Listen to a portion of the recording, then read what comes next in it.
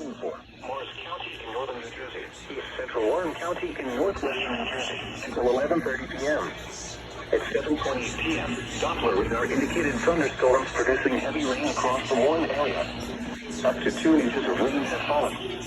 Additional rainfall amounts up to 1 inch are possible in the Warren area.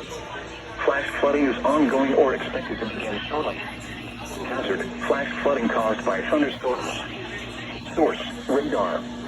Impact: flooding of small creeks and streams, urban areas, highways, streets, and underpasses, as well as other drainage and low-lying areas.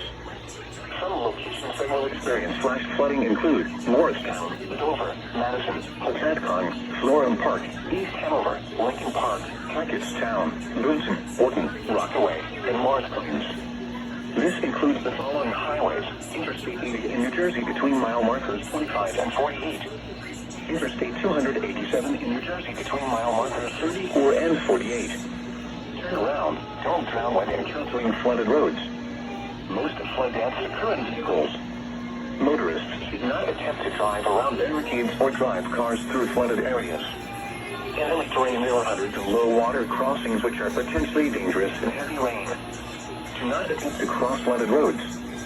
Find an alternate route.